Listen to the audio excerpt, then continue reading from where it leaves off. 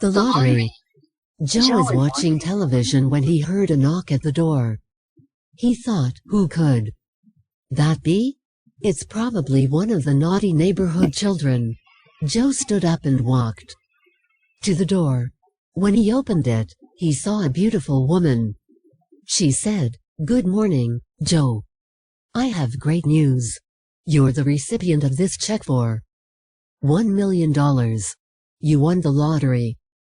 Joe couldn't believe it. His mind was overloaded with emotions. Joe said, "Thank you." "Thank you." After he calmed down, Joe made a photocopy of the check in case he misplaced the original one. He sat and thought about what he wanted to do with the money. He didn't want to spend it in an arbitrary way. Joe thought, "I know there are others who need this money more than I do. I've always loved animals, so I think I'll buy things for the zoo." Joe knew that the zoo was in bad shape.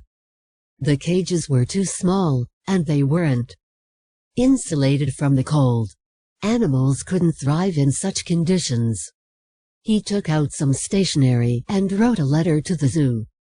He offered to help the zoo buy huge cages for the large mammals and reptiles. He offered to buy healthy food for the orangutans to increase their longevity. He even said that he would buy new glass walls for the aquarium because the old ones were cracked. Joe's act of philanthropy intrigued the zookeeper. He probed Joe to learn why he spent his money to improve the zoo. It wasn't a social convention for a person to be so gracious. Joe told the zookeeper, "I know it's not the norm, but my ultimate decision to help these animals is better than anything I could have done for myself. If I ever write an autobiography, I will write that this was the happiest day of my life."